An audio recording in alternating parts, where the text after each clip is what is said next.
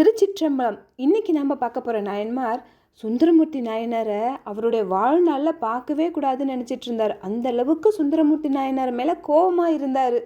ஆனால் சிவபெருமான் இவரோட கோபத்தை தீர்த்து சுந்தரமூர்த்தி நாயனாரோட நெருங்கிய நண்பராக்கிட்டாரு.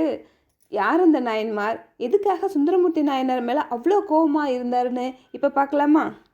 திருப்பெருமங்கலம் அப்படின்ற ஒரு ஊரில் புகழ் வாய்ந்த ஏயர்ஹோ குடியில் கலிகாம நாயனார் பிறந்தார். அவருடைய பரம்பரையே அந்த நாட்டு ராஜாவுக்கு சேனாதிபதியாக இருந்தாங்க. அதனால் ஏர்கோன் கலிகாம நாயனாரும் அந்த நாட்டோடைய சேனாதிபதியாக இருந்தார். சிவபெருமான் மேலே ஒரு அளவுக்கு அதிகமான பக்தி வச்சுருந்தாரு. அதனால் சிவனடியார்கள் யார் வந்தாலும் அவங்களுக்கு வேணுங்கிறத கொடுத்து அனுப்புறத வழக்கமாக வச்சுருந்தாரு. அது மட்டும் இல்லாமல் திருப்பன்கூரில் இருக்கிற சிவன் கோயிலுக்கு போய் நிறைய திருப்பணி செய்வார், திருத்தொண்டு செஞ்சிட்ருப்பார். அப்படி இருந்த அவர் நம்ம மானக்கஞ்சார நாயனாருடைய மகளை தான் கல்யாணம் பண்ணிக்கிட்டு சிறப்பாக இல்லறமும் நடத்திக்கிட்டு சிவத்தொண்டு செஞ்சிட்ருக்காரு. அப்படி இருந்த அந்த சமயத்தில் அவர் ஒரு செய்தி கேள்விப்படுறாரு. என்னன்னு, நம்பியாரூரர் பறவை நாச்சியாருடைய கோவத்தை தீர்க்கறதுக்காக சிவபெருமானையே தூது அனுப்புனாரு அப்படின்ற செய்தி. இதை கேட்ட உடனே ஏர்கோன் கலிகாம நாயனாருக்கு ரொம்ப கோவம் வருது. அந்த கோவத்தில் ரொம்ப திட்டுறாரு நம்பியாரூரரை. ஒரு சிவனடியார் வந்து சிவபெருமான்கிட்ட வேலை வாங்குறதா? ராத்திரி முழுக்க ஒரு பெண்ணுடைய கோவத்தை தீர்க்கறதுக்காக சிவபெருமானை அந்த ரோட்டில் நடக்க விடுறதா? அவரில் ஒரு அடியாரா?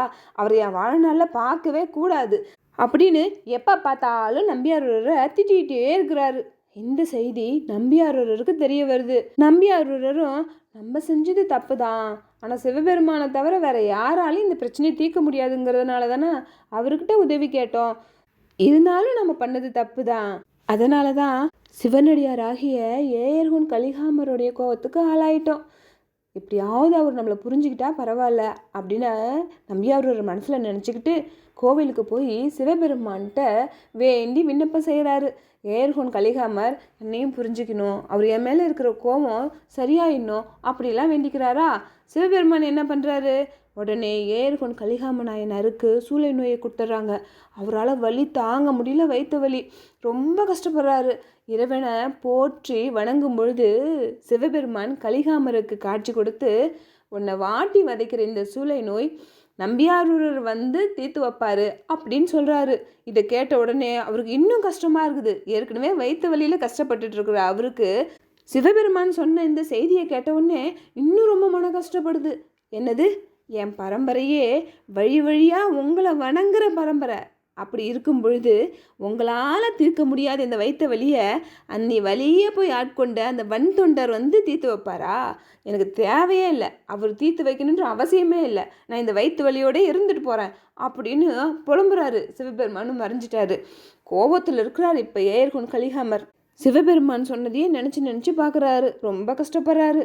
சிவபெருமான் என்ன பண்ணுறாரு, நேராக நம்பியாரூர்கிட்ட போய் உன்னையும் ஏர்கோன் கலிகாமரையும் நண்பராக்கணுங்கிறதுக்காக ஏர்கோன் கலிகாமருக்கு சூளை நோய் கொடுத்துட்டேன், நீ சீக்கிரம் போய் அந்த நோயை தீர்த்துடு அப்படின்னு சொல்கிறாங்க. ஏன்னா அடியார் ஒரு வயிற்று வலியில் கஷ்டப்படும் போது ஆண்டவன் பார்த்துட்டு சும்மா இருப்பாரா?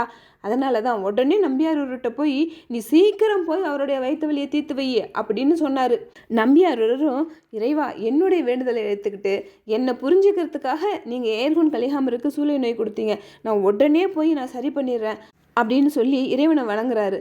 அப்புறம் ஒரு ஆளை கூப்பிட்டு, நீங்கள் நேராக திருப்பெருமங்கலம் போய் அங்கே ஏர்கோன் கலிகாமர்கிட்ட நான் வர செய்தியை சொல்லுங்கள் அப்படின்னு அந்த ஆளை முன்னாடி அமுச்சிட்டு இவர் பின்னாடியே போகிறாரு, காலம் தாமதிக்காமல். அந்த ஆளும் போய் ஏர்கோன் கலிகாமர்கிட்ட உங்களை பார்க்குறதுக்கு நம்பியாரூரர் வந்துட்டுருக்காரு அப்படின்னு சொன்ன உடனே ஏர்கோன் கலிகாமருக்கு இன்னும் கோபம் அதிகமாகுது. என்னது, யாரையா வாழ்நாளில் பார்க்கவே கூடாதுன்னு நினச்சிட்டு இருந்தனோ அவங்க இங்கே என்ன பார்க்க வராங்களா? அவரை நான் பார்க்கவே கூடாது. அவர் இங்கே வர்றதுக்கு காரணமாக இருந்த இந்த சூளை நோய்க்கு இடம் கொடுத்த இந்த வயிற்றை கிழிச்சிக்கிட்டு செத்தாலும் சாவணிஞ்சு அவரை பார்க்க மாட்டேன் அப்படின்னு சொல்லி ஒரு உடைவாளை எடுத்து ஏர்கோன் கலிகாமர் அவரோட வயிற்றுல குத்தி கிழிச்சிக்கிட்டு செத்து போயிடுறாரு. ஏர்கோன் கலிகாமருடைய மனைவி என்ன பண்ணுறாங்க, நாமளும் நம்ம கணவரோடைய இறந்து போயிடலான்னு சொல்லிட்டு அதுக்கான ஏற்பாடெலாம் செய்ய சொல்கிறாங்க.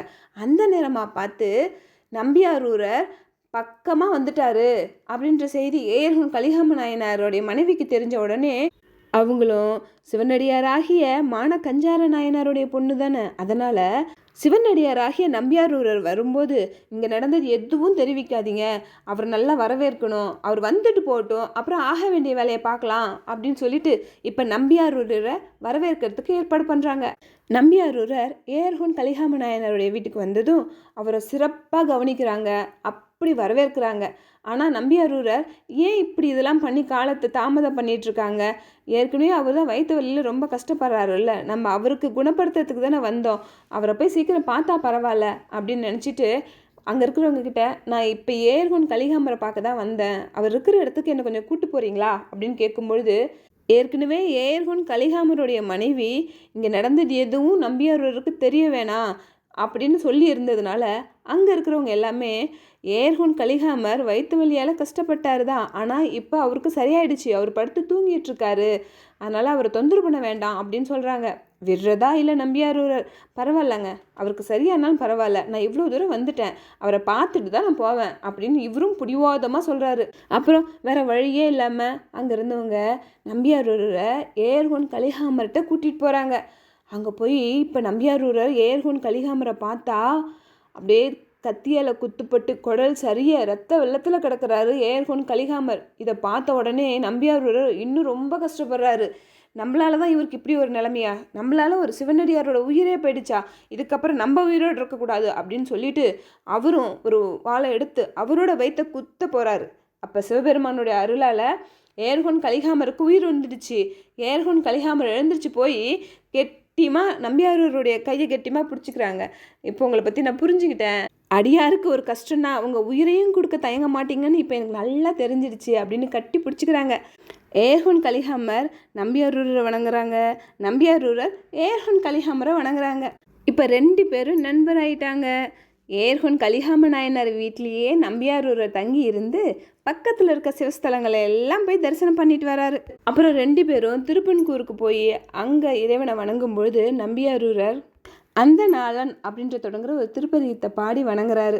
அப்புறம் நம்பியாரூரரும் ஏர்ஹோன் கலிகாம நாயனாரும் திருப்பெருமங்கலத்துலேருந்து கிளம்பி திருவாரூருக்கு வந்தாங்க. அப்போ தியாகேச பெருமானை போய் 2 பேரும் வணங்கிட்டு திருவாரூர்லேயே கொஞ்ச நாள் தங்கியிருக்காங்க. அப்புறம் கொஞ்ச நாள் கழித்து ஏர்ஹோன் கலிகாம நாயனார் அவருடைய ஊரான திருப்பெருமங்கலத்துக்கு வந்து நிறைய சிவனடியார்களுக்கு உதவி பண்ணிட்டு திருப்பன்கூரில் இருக்கிற கோவிலில் போய் திருப்பணி செஞ்சிட்டே இருந்தவர் அவரோட வாழ்வின் கடைசியாக ஆனி மாதம் ரேவதி நட்சத்திரத்து அன்னைக்கு சிவபெருமானுடைய திருவடி நிழலை அடைஞ்சிட்டாரு. ஆனி மாதம் ரேவதி நட்சத்திரத்து அன்னைக்கு தான் நம்ம ஏர்ஹோன் கலிகாம நாயனாருடைய குரு பூஜை. ஏர்ஹோன் கலிகாம நாயனார் வேளாளர் குலத்தில் பிறந்து அந்த நாட்டுக்கே சேனாதிபதியாக இருந்தாலும் சிவபெருமான் மேலே வச்சிருந்த அந்த பக்தியின் காரணமாக அடியார்களுக்கு அவ்வளோ மரியாதை கொடுத்தாரு. சிவபெருமானுக்கு அவரால் முடிஞ்ச அளவுக்கு திருப்பணி செஞ்சு திருத்தொண்டு செஞ்சிட்டு இருந்தார். நாமளும் கோயிலுக்கு போனால் நம்மளால் முடிஞ்ச அளவுக்காவது உழவார பணி செஞ்சு இறைவனை வணங்கி அவருடைய அருளை பெறலாமா? திருச்சிற்றம்பலம். இந்த வீடியோ உங்களுக்கு பிடிச்சிருந்தா லைக் பண்ணுங்கள், ஷேர் பண்ணுங்கள், மறக்காமல் இந்த சேனலை சப்ஸ்கிரைப் பண்ணுங்கள். இந்த வீடியோ பார்த்ததுக்கு ரொம்ப நன்றி.